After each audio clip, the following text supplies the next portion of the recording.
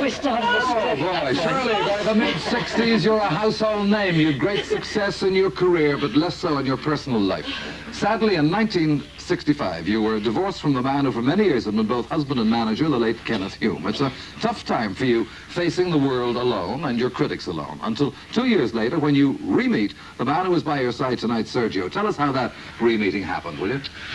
Well, I met her first in '62, and for 6 years we missed each other many times, tried to get together, never made it, until in '68 I was in Milan, and all of a sudden I pick up a paper and I read that Shirley Bassey is in Milan for some television. So I said, this time must be the one. So I called the hotel where she was staying, and finally, after 5-6 tries, I get her. So I say, hello, here is Sergio. She says, Sergio who? I says, Sergio Novak. Novak? Yes, I said, Venice, you remember? Venice? She says, Venice, no. The Excelsior, the Lido. So finally I mentioned the name of the person who introduced us. She says, Johnny Johnston. Oh, yes, how are you? Very nice, well, fantastic. Well, says, well, how long is that? I'm leaving tomorrow. I said, leaving tomorrow. I said, my God, I said, how that stuff like. But anyway, he says, would you like to come for dinner? Oh, no, I'm exhausted. He says, I'm exhausted. I had the television. So I really thought this is it. So he says, but why don't you come over for a drink? So I said, all right. So, I went over for the drink. Then we met the next week in Rome, and those dates were the first of many. And on the 12th of August, 1958, you marry in Las Vegas with your two daughters, Sharon and Samantha, as bridesmaids. Well, today you're settled in Switzerland, a center for your worldwide travel, and you're happiest when you're with your family. Your 8-year-old daughter Samantha and 5-year-old Mark, the boy you and Sergio hope soon to adopt.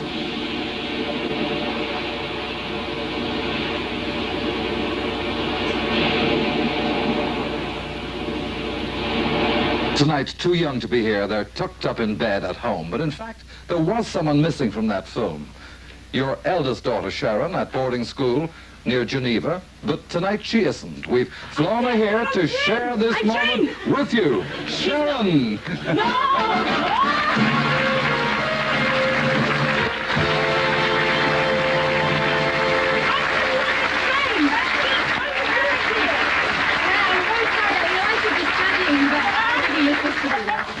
Oh, yes. I put you on the train myself. I said goodbye. Yes, we know. I cried and everything. There's a seat before Eliza. I cried as well.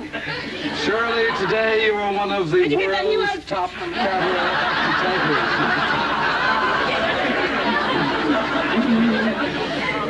that's what we got when you were sleeping, baby. Things always don't go smoothly. One night in New York, Shirley, at the Waldorf Hotel, where you've just had such a great success, you're singing The Lady is a Tramp. On stage behind you, the orchestra is conducted by a man who, when you're partway through, hears you gasp. And when I turned round, I could see why she was gasping, and I gasped too. Yes, your musical director and good friend, Brian Fay.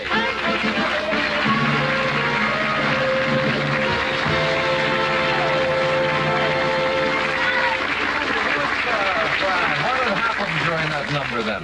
Well, actually, what had happened, I realised something was wrong from the tone of her voice, and she wasn't wearing anything like she's wearing tonight, but the strap behind had broken.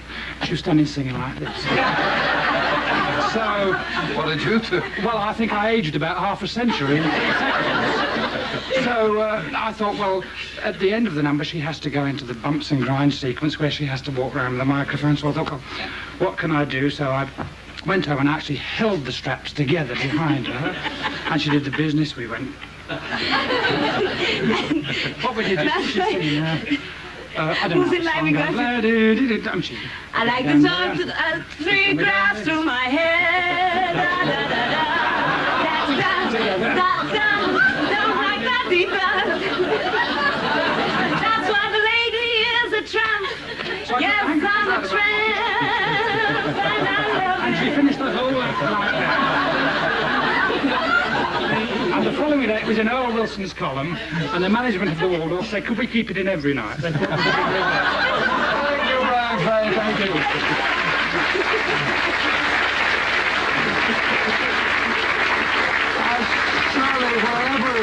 you go, you earn the respect and admiration of people who work with you, particularly the musicians. Now, one such musician who's on stage tonight in New York sends you his message. One of the world's most famous pianist-composers, Count Basie.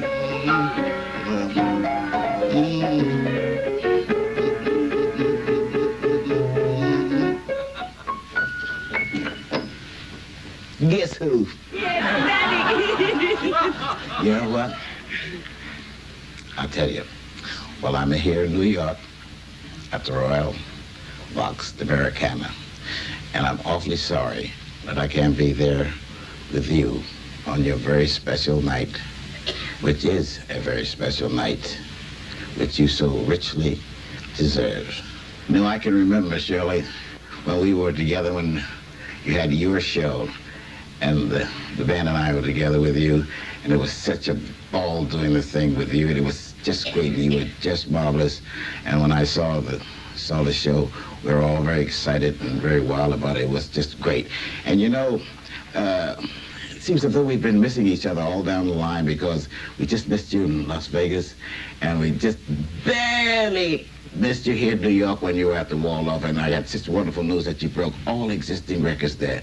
Very wonderful. So just one thing, just when are you going to give me another gig? Yeah. Thank you, Count Basie. You're not leaving America just yet. Stay watching that screen, because 700 miles further west in Milwaukee, there's someone who married and left your family home 25 years ago to live there. Yes, your sister, Grace. Hello, Eamonn. Hello, Shirley. Eamonn, I have something to tell you. Last Christmas, Shirley sent me a ticket to come to England so we could all be together the first time in 25 years. And by one day, we missed each other. So have a good time. God bless you. But you're not going to miss it this time, because for the first time in 25 years, all the Bassey clan are here for that reunion. Come in, Grace.